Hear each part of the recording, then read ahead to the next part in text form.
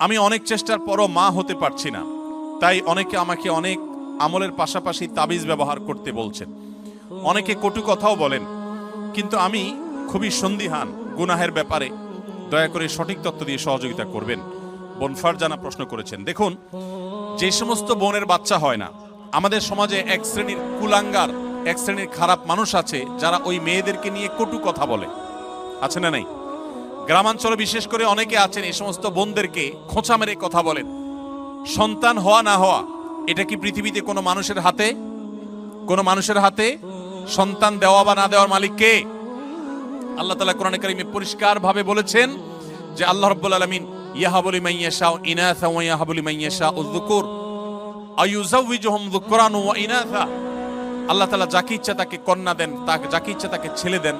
কাউকে আল্লাহ তাআলা দুইটাই দেন, কাউকে আল্লাহ কিছুই দেন না। এটা সম্পূর্ণ আল্লাহর ইখতিয়ার। অতএব এই কারণে যদি কোনো মেয়েকে বা কোনো ছেলেকে কেউ দোষারোপ করে, সে আল্লাহর কাছে কবিরা গুনাহে লিপ্ত আসামি।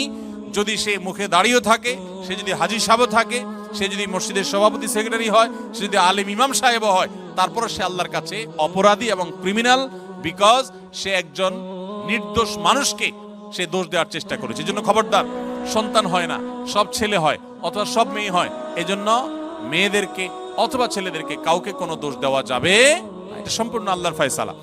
এর পাশাপাশি বোন যেটি জানতে চেয়েছেন যে সন্তান না হওয়ার জন্য আপনাকে বিভিন্ন আমলের কথা বলেন, বিভিন্ন আমল আপনি করতে পারেন। কোরআনে কারিমে বিভিন্ন আয়াত আছে, যে আয়াতগুলো আমল করার মাধ্যমে, পাঠ করার মাধ্যমে, সেগুলো পড়ে পানিতে ফু দিয়ে খাওয়ার মাধ্যমে বিভিন্নভাবে সন্তান আল্লাহ তাআলা দান করেছেন।